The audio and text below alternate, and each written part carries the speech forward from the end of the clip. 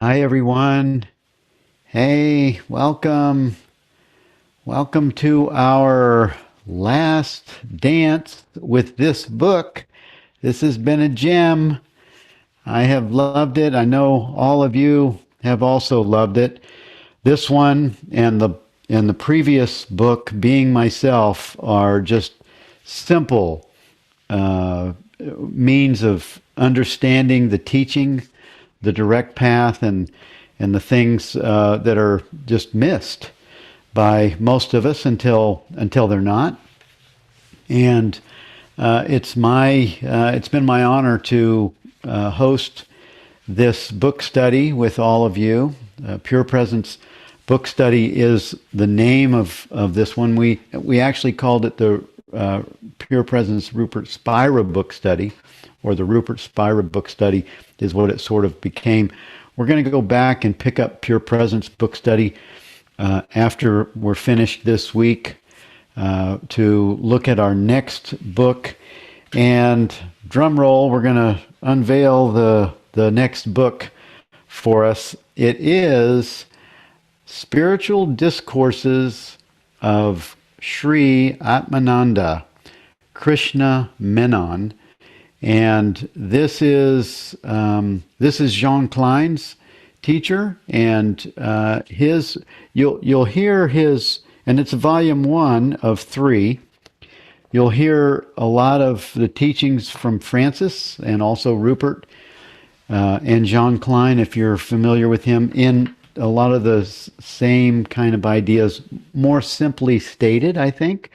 And these are discourses, so we're going to need to break these discourses, these little questions, into chapters. So we'll probably pick chapters by counting pages, like we did a few years ago with some of Rupert's some of his first books are the same way. And we just count pages and how many pages we can manage, or how many discourses we can manage in the 75 minutes. Will determine a chapter. And so we'll make up chapters, and we'll use page numbers to determine so that we know which chapter we're on. And that's a little bit of work that I'll do ahead of time.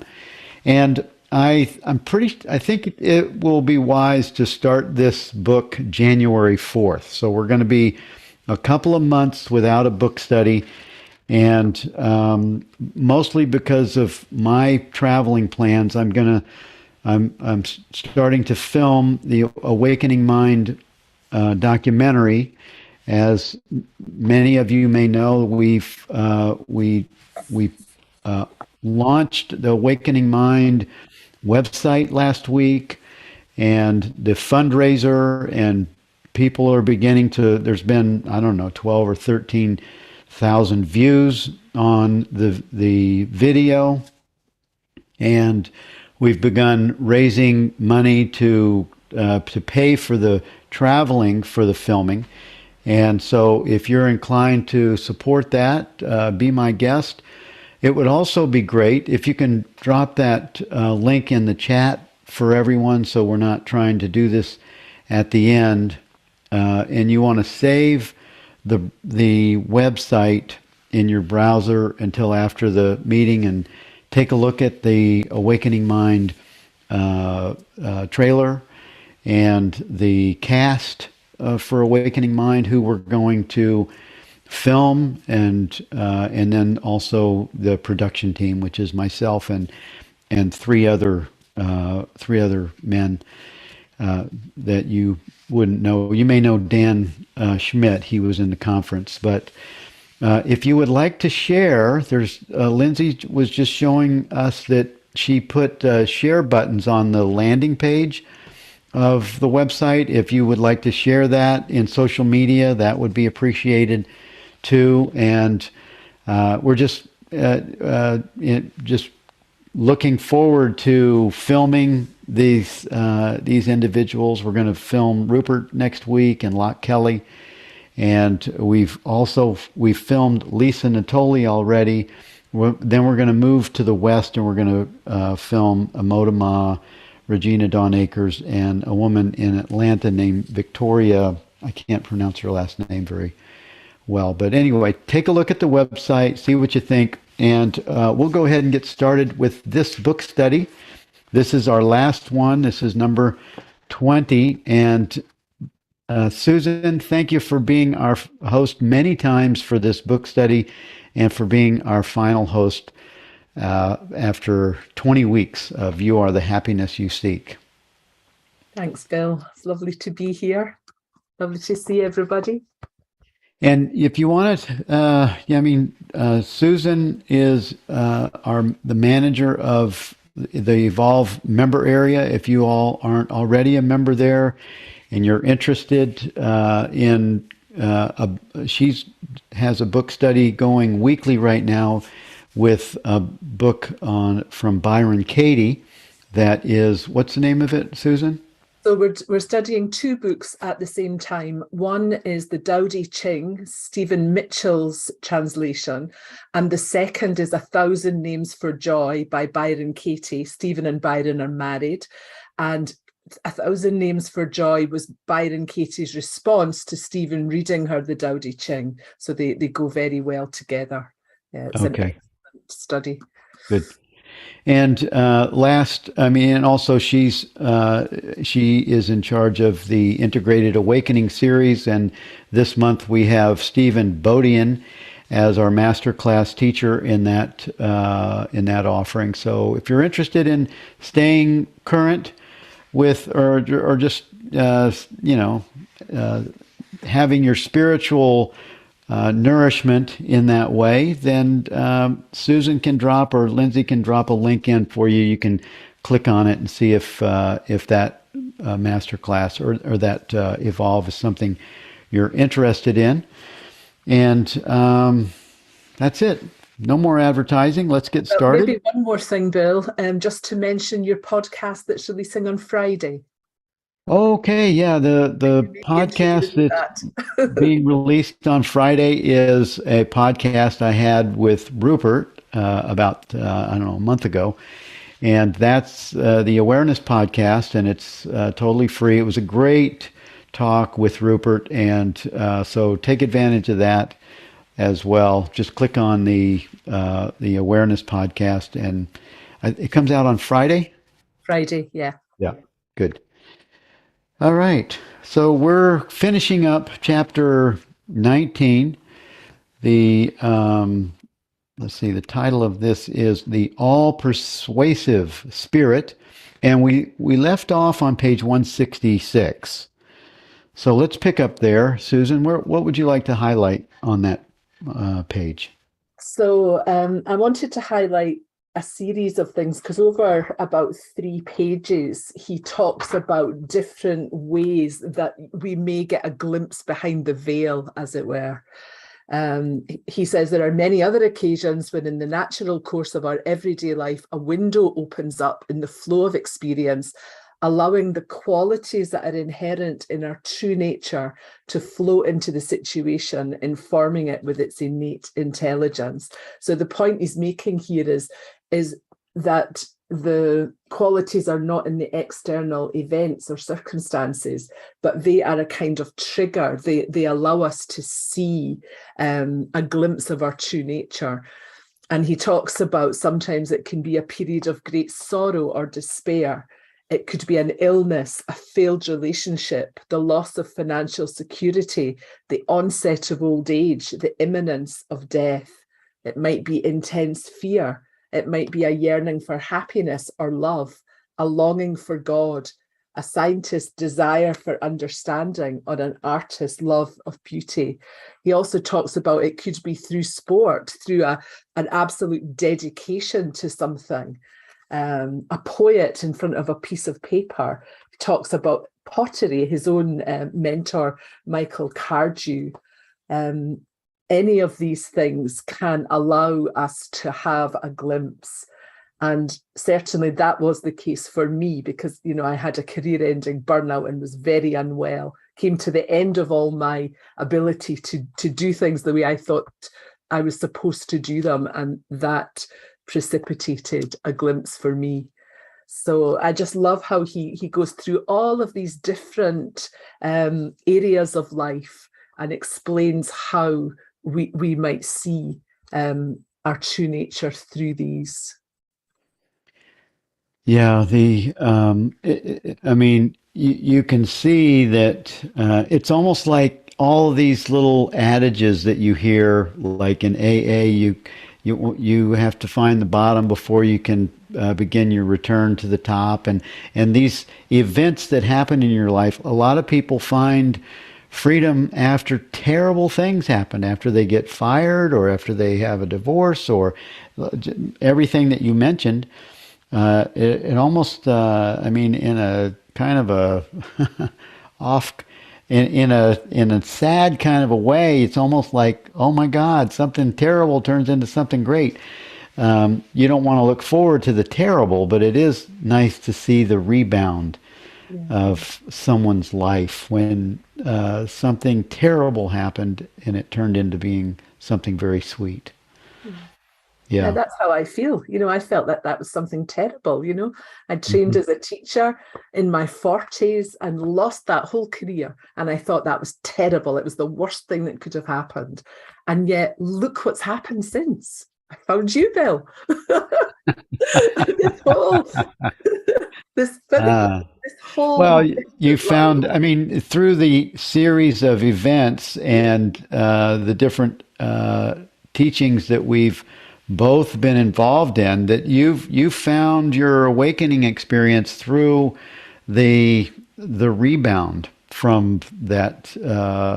The You never could have, you would never have known that event that seemed like the end of something was the beginning of something greater. Yeah, absolutely. That's why I called it Fierce Grace. It Yeah, was fierce and grace. yeah. So let's see. Yeah, I think you sort of uh, uh, you mentioned everything on page 167 or 166, and then we moved to 167. What did you see on 167 that stood out? So Anything? I've pretty much gone through that as well. The other situation that he refers to is in an emergency. He says the situation is sometimes so demanding that we don't have time to refer to thought processes. And I think that's the common thread in all of these. And he says the response to the situation is, as a result, not mediated through a layer of past conditioning. These extreme situations bypass the thinking mind. And it made me think actually of, you hear stories of, a toddler is underneath car wheels and the mother goes over and lifts up the car, does something kind of superhuman. It's like we bypass what we think we are, what we think we're able to do, and reach into something truer. So I thought that was a good example as well. Mm-hmm. Yeah. Yeah. Yeah. It's I mean it makes sense even that it takes the thinking mind out of the way when your focus is so fully on an event like that. Something else takes over. Something else kicks in that gives us the ability to go beyond our what we think we're capable of. Yeah, Yeah. exactly. Yeah. He says this accounts for acts of courage and compassion that often extend far beyond a person's normal capabilities. Yeah. Hmm. Yeah. And then I like he talks about the guy bungee jumping when a Yes. young man launches himself from a great height with only a elastic cord tied around his feet. He is probably, without realizing it, putting himself through a self-ordained initiation rite in which he faces and overcomes the fear of death as he propels himself into the experience that, on account of its intensity, brings him into the immediacy of the now. He is divested of the limitations of time, memories, fears, anger, sorrow, resentment, hope, and so on, and tastes his innate freedom. And you could say this about all kinds of, risk-taking events. Even when you're a child and you go to a amusement park and you say, you're going to the roller coaster. So Yeah. at an early age, we're using those events to find freedom. We don't realize it. Yeah. Yeah. And that's the crucial point, isn't it? In all of these things, it's our innate pull. He talks about that gravitational pull from the other side. It's the pull back to our true nature. And when we think we're just thrill seeking or whatever, that's really what's motivating us. Yeah. Yeah. Yeah. Great. And then he, on page 168, it looks like he has reflections, a sort of a page of reflections. Yes, he's talking about a poet who sits in front of a piece of paper. He quotes Rilke, "I love the dark hours of my being, my mind deepens into them." And then he talks about Michael Cardew. He talks about walking in nature, all of these different ways when we're out of the familiarity of the environment where we do routine activities. He talks about traveling as well. Well, I think it's important that we. I mean, I like that he's mentioned all of these things, Susan. Go ahead. You were finishing saying something. Yeah, I think that. I think what he's pointing to is, I don't know if Rupert uses this phrase, but I've certainly heard Francis Lucille use it, the yoga of life, that our spiritual practice, our spiritual evolution is throughout the whole of life. Everything is an opportunity to have a glimpse of who we really are. It's not just in these settings or in formal spiritual practice, but it's everywhere in everything that we do. Yeah. And I'm gonna pause for a minute. Lindsay, would you check our room meeting size and make sure that we're not stuck at 100? Since the conference, I think it looks like we might be stuck at 100 and people are waiting to get in. Would you check that for us, please? And what I was thinking was one of the things that this really helps me to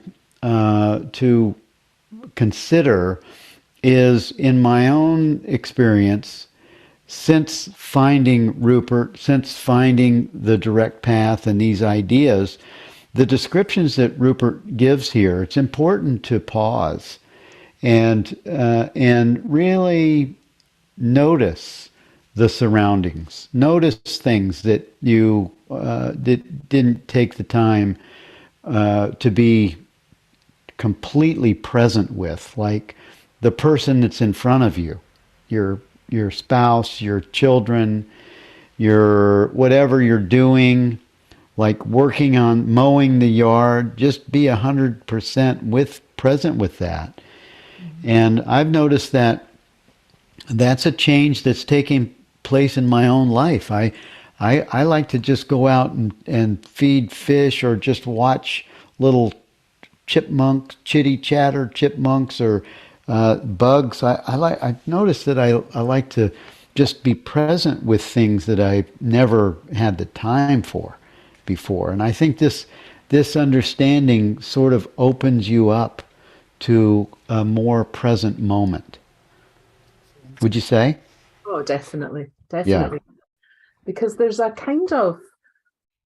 slowing down that happens that is not necessarily a physical slowing down, but it's a slowing down of the mind that enables us to be just more present, whatever we're doing. So more things are noticed. Yeah. Not lost in the head all the time. So actually noticing and appreciating what's right here. Right. Right. On Uh, 169, I liked what he said about the joke, because I thought that is so like when we have a glimpse. He says a good storyteller will eke out a joke, gradually winding up his listeners into a state of heightened expectation, knowing the greater the tension, the deeper the feeling of relief upon hearing the punchline.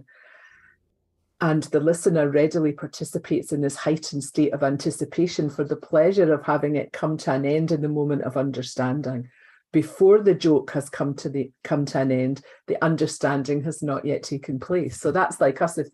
If we haven't had a glimpse, then the understanding has not yet taken place. But by the time the laughter begins, the understanding has already taken place. And I thought, when we do have a glimpse of our true nature, it's like, I always knew that. I actually always knew that. mhm. Just, it's strange. It's strange how that happens. But I thought it's exactly like with a joke, because once you get the punchline of a joke, there's no question left in your mind because you got it. Yeah. It's a Yeah. good analogy. It's a good analogy. He said the smile. Oh, yeah. From that, he just talks about the smile or laughter that follows is the relaxation of the body in response to this plunge into our true nature. Every time someone smiles, oh, I like this one line here because this is really, I used to refer to this as God smiling at itself. Every time someone smiles at us, we receive a blessing in which the light of being shines on us. Every time we smile at someone, we bestow that blessing on him or her, or blessing on them. And we're not. This is, I'm just talking about myself here. You know how when you're out shopping and you're maybe going through a store, you're going and there's people or strangers. As soon as you look up at someone and you smile, it changes their experience and your experience because they go, oh, connection. And you're just really smiling at yourself. You're giving yourself an acknowledgement of presence, of beingness, of kindness, and the happiness that we are. So I think all of that's being transmitted in that one little smile. I agree. I agree. Yeah, it's amazing. It's like magic. You smile, someone has a hard time not That's responding with that. smiling back. Yeah. Yeah, Yeah. it's awesome. Let's see. He says about the third paragraph down. He said, I would suggest that the mind is always tending towards its source, the heart always longing for its home, and that almost all people are most of the time, whether they realize it or not, engaged in this attempt to return to their true nature. And that's just exactly what I just expressed in the smile. I did it yesterday. I remember looking at a woman. I was walking in or out of Lowe's lumber yard, and I looked up at a woman. I smiled at her. I got this big smile back. It felt like God was smiling. Smell if you could feel the transmission. It was awesome. Yeah. And I love that remembrance that everybody is, whether they know it or not, everybody's on their way home. That Ram Dass thing, we're all just walking each other home. And on actually today in the Tao Te Ching reading that I was doing today, from chapter 16, it says, watch the turmoil of beings, but contemplate their return. So when we look out and the world's in turmoil, you see that, but we contemplate the fact that everybody's on their way home. Everybody's on their way to awakening. Yeah. Yeah, it looks like Yada mentioned the Ram Dass also at 12:18. Ram Dass practice karma yoga. Everything draws you to the I am. Yeah. Let's see. We're on page 170. What do you see on this page, Susan? Um, yeah, And so anyone that would like to put your hand up, or let me just make sure that we're not missing anything. The heart speaks to everyone. Yes, Shelley, thank you. Rick West sent me a great email, sort of summarizing the conclusion. And at 12:24, he says, "A sincere smile is a transmission that there really isn't you and the stranger. There's just one. This oneness momentarily gets revealed, if only for a moment." Yeah. It also takes the walls of, it takes the separate self away. It just removes the idea that we're separate, right? It just opens up the heart. yeah. It's great. Um, let's see.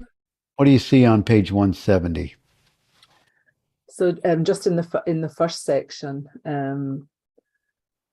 he's taught he uses the analogy of water, that we're all destined to he puts it, be dissolved in its essence, just as water evaporates from the ocean, forms into clouds, drifts over the earth, falls in rain, turns into wine, is shed in tears, gathers in rivers, and returns to the ocean. So constantly changing name and form, but never changing its essence. So the apparent individual, feeling itself to be separate from the whole, embarks on a great journey, passes through many adventures, perhaps many lifetimes, who knows, assumes many guises, and eventually returns to its original nature without ever having ceased to be as such.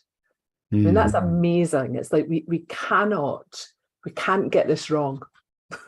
There's just no way to get it wrong, because we're going to return to a remembrance of our true nature. We're going to return to source, no matter how many meanderings we might take. It's a done deal, it's a Yeah, accompli. yeah. Everyone makes it back to self. And so the idea is, I mean, it does help to have clear understanding, because there's so many uh, uh, things teasing us to stay focused on the separate self identity. So you can be distracted for a long time, a lifetime, many lifetimes. Lifetimes, perhaps, yeah. Yeah. I mean, we don't know. I don't know for sure. I can't remember a previous lifetime.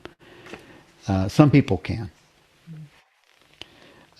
Let's see. Where did you just end up? What So page? now I think, so we're still in 170, in this last section of this chapter, the peace of deep sleep.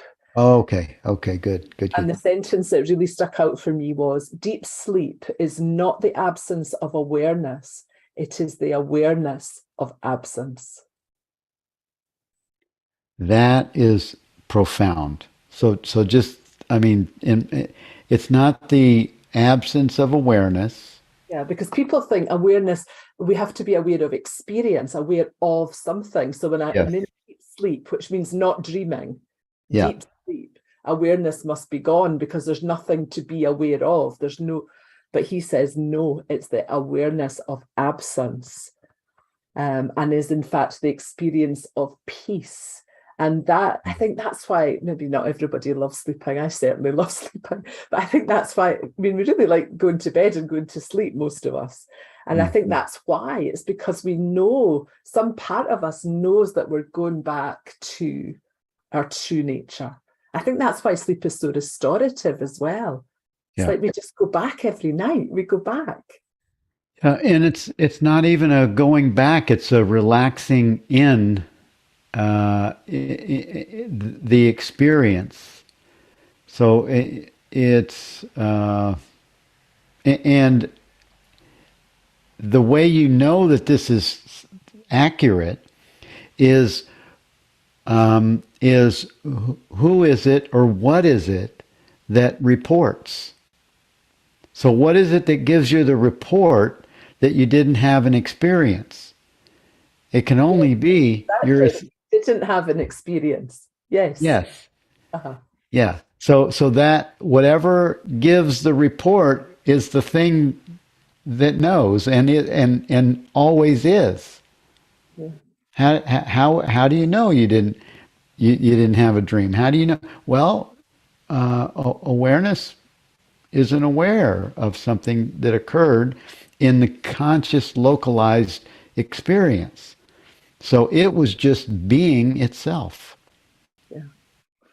Yeah, he says the mind lets go of all objective experience naturally and effortlessly, leaving its essence, pure awareness, all alone, resting in its own being. That is the experience of peace. I'm going to turn my volume down for just a minute. Okay. Um, Bill, you're totally muted. Are you still speaking to us? Can't hear you at all. I don't know if Bill's still talking to us. Sorry, that was You're Lock talking to Kelly. somebody. Oh, sorry. I can see your He mouth moving. Yeah, that was Lock Kelly. We're setting up our filming, and I wanted to let him know I'd call him back. I've been trying to catch him for 2 days. Yeah. All right, thank you. Yeah. So on to 171. So he says, after a period of deep sleep, the dreaming and waking states emerge again, but nothing happens to the presence of awareness. So when we go into deep sleep, awareness is present without the mind. The mind doesn't know it. The mind can't know it. And that awareness is still present, always present in the dreaming and the waking state. So right now, but however much we're in touch with that or not, it's here right now. But then we add layers of experience, images and thoughts in the dream state, and sensations, perceptions, activities, and relationships in the waking state. But the peace and joy that is the nature of pure awareness seems to be obscured. It seems to be covered over by all of those things, but it's still there. It's still there, as pristine as ever. And he says all we need to do is invite the mind gently back to its source. And if we've been exploring these matters for some time, that could be quite an easy process. He says the first taste of suffering that accompanies this forgetting is sufficient. You know, we often hear, especially in Course in Miracles circles, if my peace is disturbed, you know, someone, I think it was Cindy Laura Renard said, my peace is disturbed, my classroom's in session. But that's just the little bell, isn't it? That, what am I believing? I'm acting and believing on behalf of a separate someone rather than resting in awareness. It's the mechanism by which we can immediately return. Without any need for any other method or practice. It's an immediate return, just a noticing and a return. Mm-hmm. And he said, but if that habit is not yet established, the mind may need to be coaxed away. And that's where the self-inquiry comes in. Am I aware? What is it that knows this experience? Who am I? What is it that can never be removed? What element of my experience is always with me? Any of these inquiries that take us back to what is constant, what never comes and goes. So either being able to just immediately return or to use some kind of self-inquiry to return to the awareness that's always present. Mm-hmm. Yeah. And by doing so, we're eroding our tendency to go out of it. You know, we're eroding the power of objective experience to take us away from ourself, and in time, less and less effort. And we begin to be established in the peace and happiness of our true nature. Mm-hmm. Yeah. I like the idea of dreaming when you're having you come out of a dream state or a sleep state, and you've had some dreams in there that they may be amazing like adventures, and they may be scary as all get out. And if you can hold your position, or if you can if you can keep your attention, or if you can allow the awareness of the experience to maintain itself and not get involved in the story trying to witch hunt, I wonder what that dream was trying to tell me, blah, blah, blah. If you can stay as the awareness of the experience, I think it self-resolves. Whatever was maybe is unconsciously in the background of experience that's trying to relieve itself or release itself from your psyche, from your conscious mind. Yeah, I agree with that. Yeah. Yeah. I often feel that I have learned things or glimpsed things in dreams that I didn't know, or released some scenario. So I Mm. completely agree with that. Yeah. Yeah. And then Well, look, are you going to the last paragraph? oh, and fantastic, isn't it? Yeah. Fantastic. Yeah. The Yeah. greatest discovery one can make in life. I mean, prick up your ears, guys. The greatest discovery one can make in life is to find one's way back to one's innate peace and joy without the need for circumstances to align themselves with our preconceived ideas and without having to fall asleep. So without, that's it, isn't it? It's like the peace and joy is innate. It's not out there. It's not somewhere at the end of the rainbow. It's innate. And when we don't need anything to be any different from what it is, or we don't need to have to fall asleep to get back to that awareness. That's Yeah. that's it. Yeah. That is it. That's it. Rick said that's full stop. That's full And stop. Yeah. this letter that this email that Rick sent, we'll probably look more at it in conclusion, but I'm going to read number 6 from his email. He said, the most important thing is not something you can do, learn, remember, or achieve. Rather, it's simply about being interested, receptive, and open toward the non-dual possibility, one reality. This authentic earnestness for truth is what really fuels understanding. The rest simply takes care of itself. Understanding is never the result of the efforts and desire of a personal and individual will. If this enthusiasm and interest did not already exist, you simply would not be here today. Honor, feed, and follow that, the most important thing. And Rick, you've just, you've given such great comments in every book study. I just really appreciate your involvement and the way you've shown up, and thank you for that commentary. He has more, but we've got to keep going. And thank you for everyone for your comments in the chat and participating in these book studies. We have a hand up, so let's take Rana's whatever Rana has to share with us. Hi, Rana. Hey, Rana. Hey. Hey, Bill. Hey, Susan. Thank you so much. Love being here. Before we move to the conclusion, I love that last paragraph that we were just talking about, Susan, at a Girlford, saying the great discovery, listen up. And before we move on, if we could just go back to page 170, right before the piece of deep sleep happens, the 2 sentences above, which I think relate to this great discovery paragraph. It says, a wise person is one who does not wait for circumstances or events to initiate the surrender. They simply make it their moment by moment attitude. And that really resonated for me, because in each moment, if I get caught up in the objects or content of experience, I can take that moment and rest as awareness again and let it just float by like a passing cloud, like I've heard before. And I've just, I love this book study. It's so exciting to be brought into this understanding. Thank you. Yeah. Yeah. Thanks, Rana.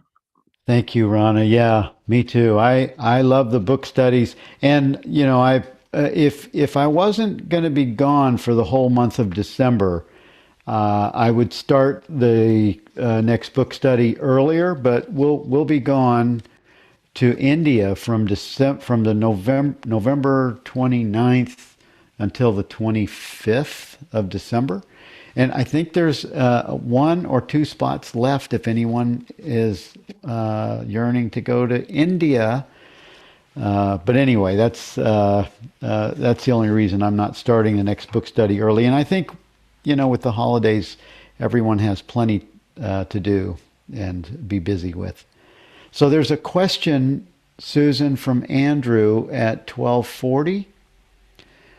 And Amy has something on page 176. So the question from Andrew is aware of absence the same as emptiness?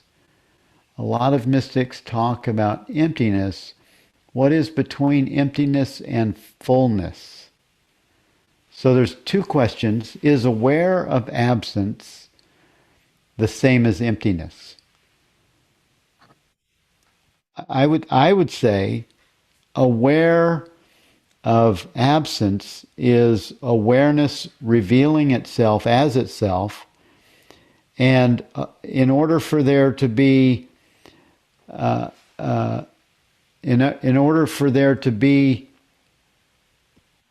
an experience, in order for awareness reveals whatever is occurring. So the awareness of absence is actually in the background of all experience, no matter what it is. Jenny has replied to this. She says, the awareness of absence is actually a fullness, but a fullness of potential rather than a fullness of actualization. And that accords with emptiness, because in Buddhism, emptiness is not empty, it's the unlimited potential. So I think they're the same from that definition. But to be aware of emptiness is still residing as the essential self. So whether it's emptiness or absence, or whether it's awareness of of deep sleep with no experience, is still it's still the same awareness. It's still the essential self. So Andrew's question, that is aware of absence the same as emptiness, they're both just it's the activity that's rising up as awareness, right? To me, emptiness, to think of it from a kind of biblical point of view, emptiness to me is reminiscent of the void out of which everything comes. So even awareness comes from emptiness. It's the potential for absolutely everything. If you're familiar with Regina's 4 principles, it's the first principle of God out of which everything comes. Mm. Rick said emptiness is another pointer that reinforces the not knowing. It's a negative pointer. It's only half of the story. You're nothing, empty, and everything. Emptiness points to the no thingness of your nature. Yes. The no thingness out of which anything can. Infinite potentials. Right. So it's basically saying that it's prior to a word to describe anything. Yes. Yeah. And at the end of the day, we don't know. There's too much. Is awareness and absence the same? It sounds like it. Not awareness and absence. I would say awareness and emptiness seem more similar. Amy has But who knows? Hi, Amy. Hi, Amy. Hi there. I am drawn. This is such an interesting conversation that we're having. It's also an example of how words can sort of get in the way of understanding sometimes. Because I want to pull us back to the book on page 176 because it is bringing up for me a response to this conversation. And Rupert says we cannot know the nature of the universe directly. So we can't even really know emptiness directly because, as A Course in Miracles says, the body is a fence we build around ourselves. And as long as we're in a body and we're having our experience in a body, it's very, very difficult for most people. I'm not saying for everyone, but I think for most people to really get past that veil. And he says, we can't do it because the mind imposes its own limitations on everything it knows. And I think it's so important for us to remember that and not castigate ourselves for not, being able to get past that veil, or because that in itself is a form of resistance. And we've all said it before that the seeking is itself a form of resistance to what is. So I just wanted to bring that up because I think it's such an important point. And but I really like Susan's comment that even awareness comes from emptiness. That was like, oh yeah, so good one. And that's all I had to say. Thank you. Thank you. Yeah, thank you. That was awesome. And also, it's funny that the very discussion that we were having was applicable to a few more pages ahead. Crazy. Well, I like if we move to the conclusion to the what page is the conclusion start on it? The invitation. Yeah. Yeah. This So is really great. Go ahead, Susan. Yeah, the initial quote. I love all the quotes that he started the chapters with. Again, Rilke, pour yourself out like a fountain. Flow into the knowledge that what you are seeking finishes often at the start and with ending begins. It's like it reminded me of the infinity sign.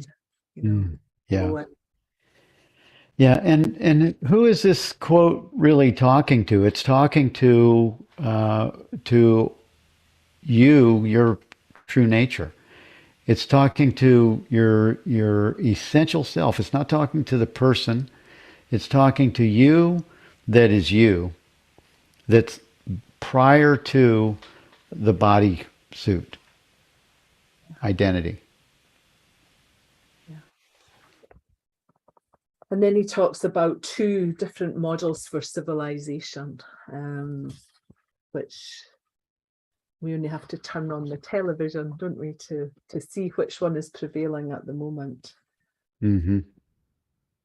Yeah. Either, we feel ourselves to be separate, discrete individuals, and I want it my way, whether that's individually or collectively, or we have the understanding that we share our being.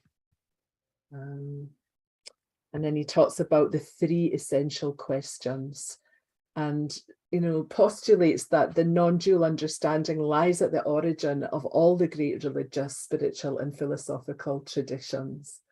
And it does, when you strip away all the dogma and the doctrine and the distortion, it comes down to these three questions. How may we find lasting peace and happiness? What is the nature of reality? And how should we live? And then he gives to those questions, he gives the non-dual answer, which I thought just crystallizes everything so beautifully. How may we find lasting peace and happiness? It's the very nature of your being. You don't have to find it out there. It is the nature of your being. Mm-hmm. And then he tells us how to do that. It's like he's just summarizing in really concise statements what the whole book has pointed to. We arrive at this understanding by separating ourselves from everything external, everything that's not essential, that comes and goes, thoughts, feelings, images, sensations, perceptions, activities, relationships. And what's left? What's left when all of those come and go and fluctuate? What's left? Then we find ourselves empty, silent, and at peace. Yeah. And that's why that piece becomes the first. I mean, I feel that becomes the first most important piece. It's to momentarily or temporarily extricate, separate yourself from the experience so that you're accustomed to being yourself, so that you're accustomed to seeing without involvement. And then later on, we pick it back up and we see with full involvement as a unified field of experience. And I think, that little paragraph there kind of begs the question, how much do I want this? Am I dedicated to this? To looking over and over again at what comes and goes and what remains. Well, that goes back to the question of choice. You think you have a choice. Mm. You don't really choose to be all in. I mean, there's that's where we think we're important. We think we're an important ingredient to awakening, and we're really we're just watching it. That's what's amazing, is that we think that we have an important part in this awakening process. Oh, I need to go buy this book. Oh, I need to be in this book study. I need that course. Well, they're all and this is where the other thing falls in. And where is it that the egoic experience, the seeming false self-identity, is hijacking the experience, and there seems to be a choice that takes place in favor of the distraction. Those are two different things. One is there's no choice made to have. There seems like there's an intensity of desire to awaken. There's an intensity of desire to know something. It's that impulse that's not that intensity of desire, though, does not come from the separate self. Yes, right. I asked Stephen Bodian this question in a recent podcast interview. I said to him, how much of our spiritual awakening is grace? And he said, all of it. Right. And that just, because really think about that. The very fact that we are here, grace has brought us here. How grateful to be here, to have, because how did that happen? But it's happened, that this has stimulated our interest, like Rick mentioned in the comments earlier. It's following what really takes your interest. We're all here because this really piques our interest. We love being here. We love discussing these things. But did we do that, or did that just arise? Yeah, these are interesting questions. I don't think they have solid answers, because we always come back to that, don't we? We don't know. Yeah, you think you're a major contributor for your awakening. You're not, and also you think you're the failure. That's not. It's not. How come they have it and I'm not getting it yet? And those are just distractions to keep us perpetuating the false self-identity. And who's doing that? it has to be the same you that's doing it, because you're the only one here. So moving on page 174. So then the second question, what is the nature of reality, relates to our outer life, our relationships with people, animals, and our environment. And he says the non-dual understanding should suggest we share our being with everyone and everything.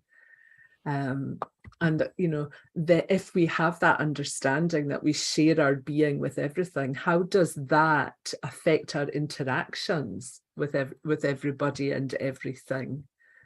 And he says, if we understand these two aspects of ourself, I think he points to two things here. If we understand these two aspects of ourself and lead a life to the best of our ability in a way that's consistent with their implication, no other spiritual instruction or practice is necessary. And that's quite something, isn't it? That's, to me, that's where you go back out into your life with this understanding, and everything is different. I think the very first quote in the book was from T.S. Eliot about going, I don't know which chapter it was, I thought it was the first one, about where we arrive back and see the place as if for the first time. Was one of the, and I think that's so true. We arrive back in our normal life and everything seems different, although it's, you know, it's the same. Yeah. Well, there's something going back to the comment on how much do you want this. There's something that takes place in the intensity of desire. There's something that takes place that overrides the attention of the seeming separate self and sets it aside, that says, no, we're waking up. And it's the self. Of course, it can only be coming from the impulse of desire, the desire to have this dream experience. Has to be overwritten by the same intensity to awaken from the dream state, coming from consciousness itself. Yeah, it's consciousness that wakes up. To the fact that it never was sleeping. Yeah. Yeah. That's the thing about, you know, we've talked about, you know, glimpsing beyond the veil, and then there's the realization there never was a veil. Right, right. So good. So, And a sentence that I just loved, Bill, before we move on to 175, we cease using the world to serve our happiness and instead use our happiness to serve the world. mm-hmm. I love that. Yeah, yeah, nice. It's a good reminder, you know, to what's great about this understanding is that nothing needs to, you don't need to fix anything behaviorally, because as you rest in the understanding of what we're talking about, the understanding informs the bodysuit with ideas and impulses and movement that you suddenly realize, oh, I'm not driving. Yeah. Right? It's an informing that that over and over and over again. You know? Yeah. It's that subtle, oh, wow, I'm not really in charge. I thought I was in charge. It's just this subtle you know, you used to be overwhelmed with so much to do, and you need to get this and get that done. But when you're overwhelmed with this understanding, it begins to lead your life. Yeah, exactly. And all sorts of creative ideas and solutions come forward. Yeah, I like what Rick wrote at 1757. Sorry, I'm 17. You're in a different time zone. Generally, the mind pursues finality. This may include its conceptual ideas about real understanding. This is another mental trap. There is no final understanding that the mind envisions. Rather, real understanding is more of a continual unfolding that displaces the old. Thus, do not expect a finish line. Rather, live your understanding in celebration. I love that word, celebration. That's something that I've been coming to myself over the last year or so, that life is a celebration, and living this understanding, it just unfolds and unfolds and unfolds. So yeah, I love that comment. I love that comment. Yeah. And then on 175, he quotes St. Augustine, who said, "Love and do whatever you want." That is, recognize and feel the prior unity from which everyone and everything derives its apparently independent existence, and act in a manner that expresses and communicates this understanding in the world. Yeah. Well, love and do what you want isn't coming from a place of selfish desire. It's coming from a place of understanding. Yeah. Love and do what you want is gonna consider whatever's happening. It will be the informing experience. Yeah, and in this this context, that we share our being. Right. You know? So how could we hurt another? How could we hurt the environment? How could we do anything when we really understand that we share our being, that everywhere I look I only see myself? Yeah. Well, it's easy to do. There's almost 8 billion people are presently engaged in that experience. Not everyone, but we're making a turn, an important turn in this century. Thank God. Okay, let's keep going. Just before the "Know Thyself" section, there's that last sentence says, "For one in whom this understanding is alive, the unity of being increasingly outshines the apparent multiplicity and diversity of people, animals, and things. Everything becomes transparent to and shines with its reality."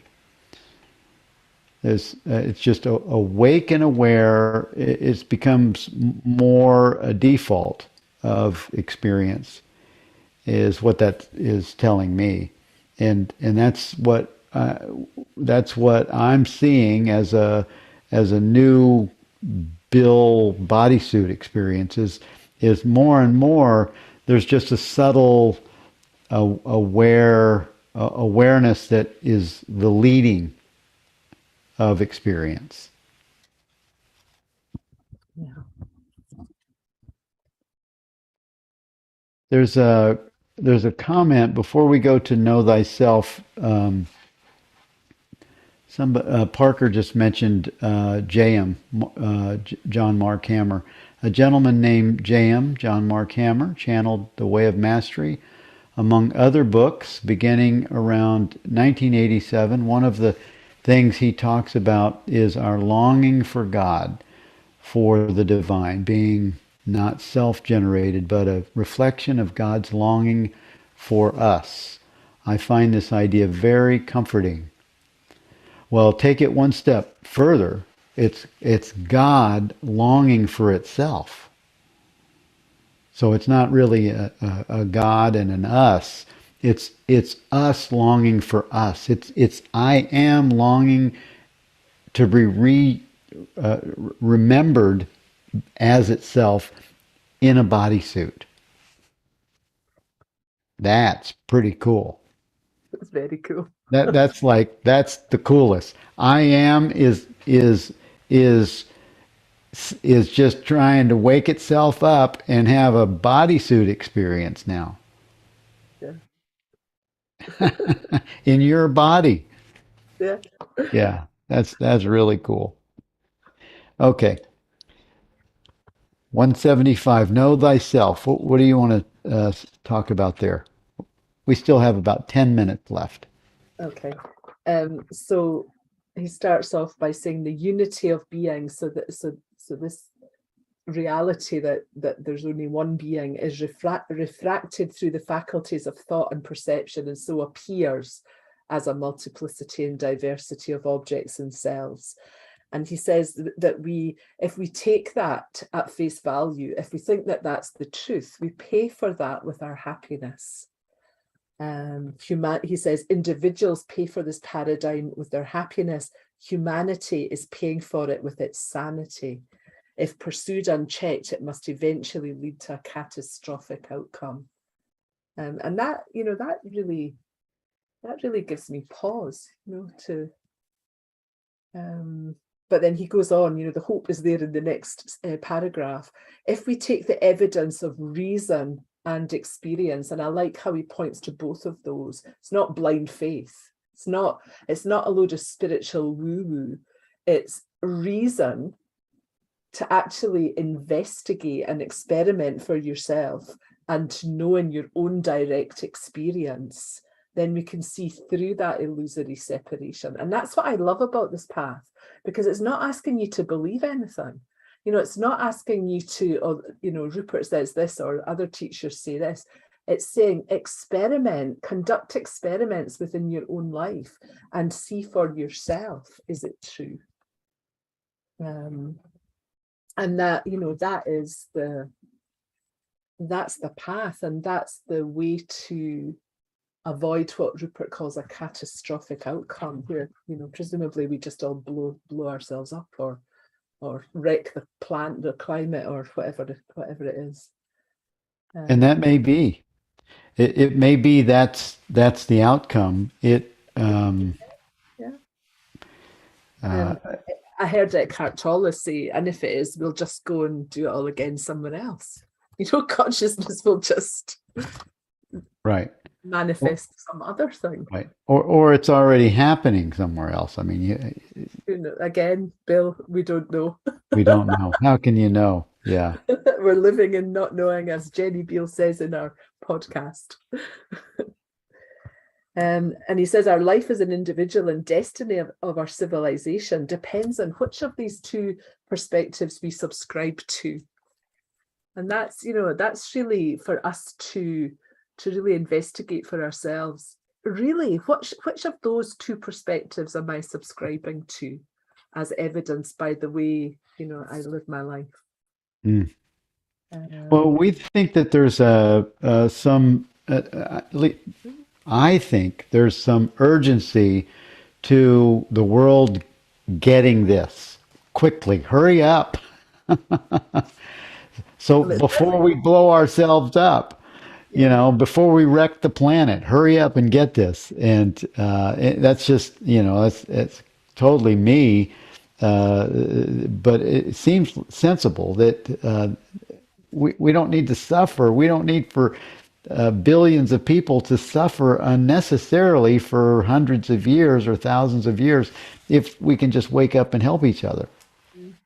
I mean, Rupert says, all the great religious and spiritual traditions implore humanity to awaken to a single understanding. Happiness is the nature of our being, and we share our being with everyone and everything. Yeah. Yeah. He says I'm on the second paragraph on 176. Are you below that? No, it's just above it. Okay. All that is necessary is to understand this, feel this, and lead a life to the best of our ability in a way that is consistent with it, engaging in activities and relationships that in one way or another communicate and celebrate it.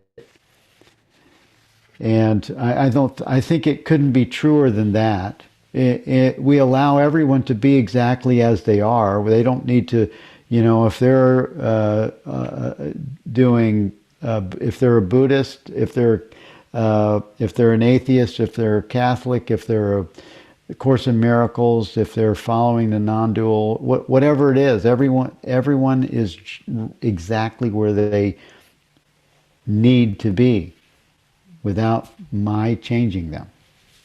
And I think that's one of the causes for celebration, actually, that consciousness is expressing itself freely in all sorts of ways. Yeah. He says, however, we cannot know the nature of the universe directly. Oh, this is what Amy had already pointed to. Thank you, Amy. However, we can know ourself because we have direct, unmediated knowledge of ourself before it is filtered through the limitations of thought and perception.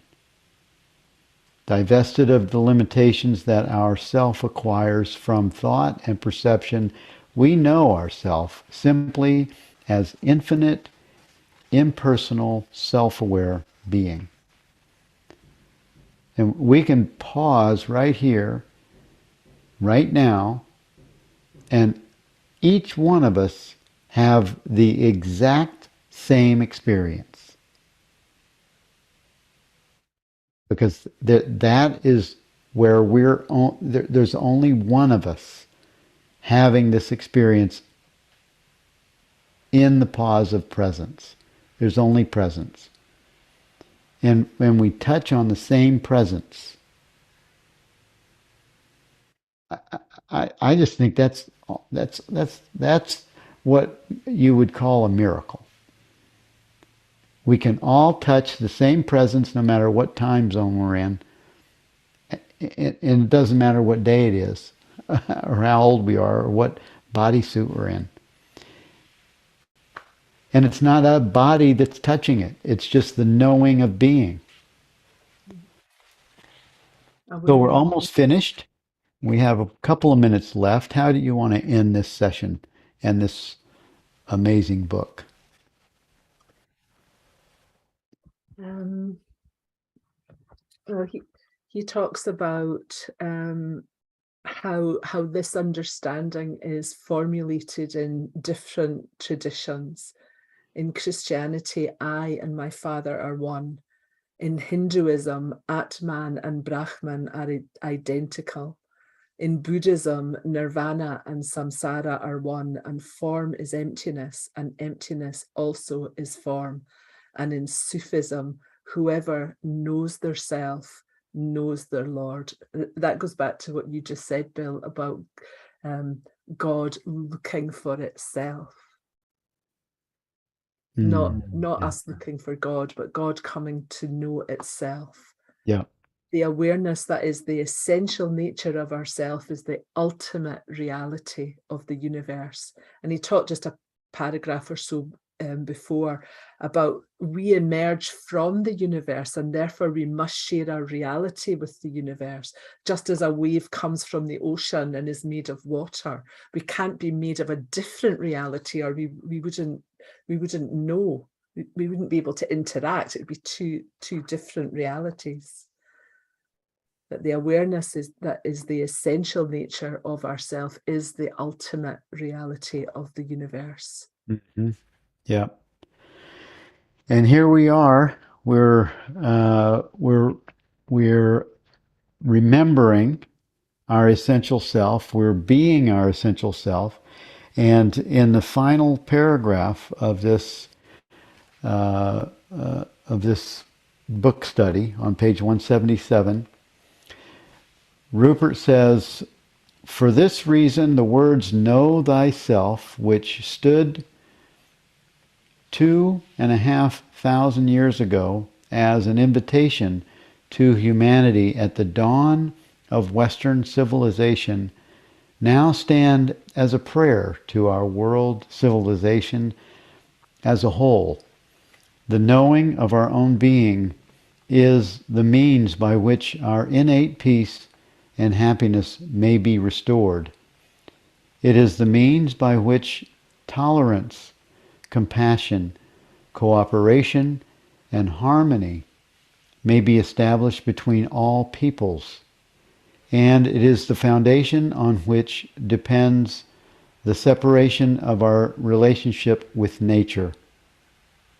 And it is the foundation on which depends the reparation of our relationship with nature.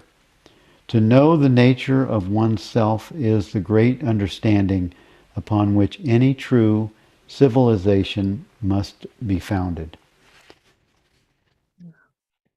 And that is the invitation to all of us, isn't it? That there is no greater pursuit in this life than to come to know your own being. yeah. And there it is. Congratulations, everyone. We've ended our 20-week book study on this amazing day. And thank you all for joining with us and for staying the course of finishing it. And looking forward to being with you on other venues, whether it's something in Evolve or the master class that I do, or one of the events. Thank you all for joining with us for this book study. And until we meet again. Thank you so much. Thank you all. Blessings to you. I'm going to unmute the mics. How do you do that? Unmute the mics so everyone can say. Thank you. Thank you. Thank you. Thank you very much. Thank you so much. Thank Thank you. you very much, Thank you. Oh, Wonderful group. Thank you. Been blessings wonderful. to you. Much. Thank you, Yeah. Susan. Thank you, Jenny. Thank you Thank ever you, so Bill. much. Good to see you all. Thank you very much. God bless you. Have a good You did a trip, Bill. wonderful job. Thank you. Thank Say hi to you in the India. next talk. Lovely. Awesome.